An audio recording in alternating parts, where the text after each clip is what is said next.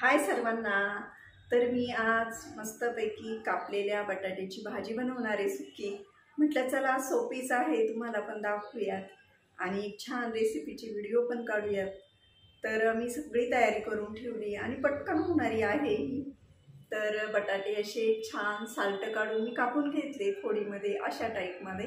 हे पटकन शिजतात आणि याला मी पाणी नाही घालणार, फक्त तेल आणि झाकण ठेवूनच शिजवणार आहे कमी गॅसवर। तर चला आता वेळ न घालवता पटकन तुम्हाला दाखवते।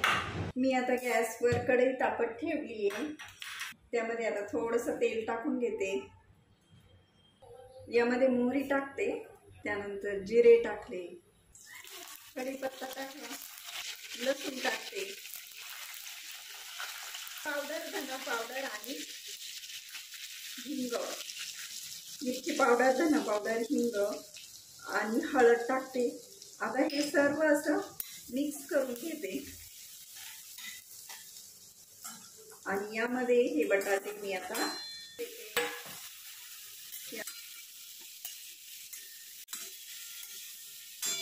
हे असं आता सर्व मिक्स करून घेतलंय। वरून आता कोथिंबीर टाकते आणि कमी गॅस केलेलाच आहे मी, चवीपुरतं मीठ टाकते।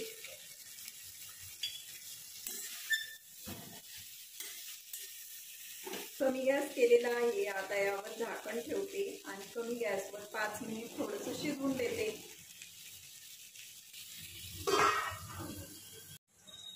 आता मी यावरचं झाकण काढते, मस्त अशी वाफ धरली आणि हे सर्व असं परत एकदा हलवून देते।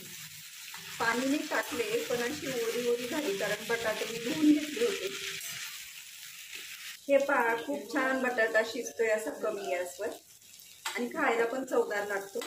त्यामध्ये थोडंसं शेंगदाण्याचा कूट टाकते, म्हणजे कसं बटाटा असा मोकळा मोकळा होईल। आता हे सर्व मिक्स करून घेते।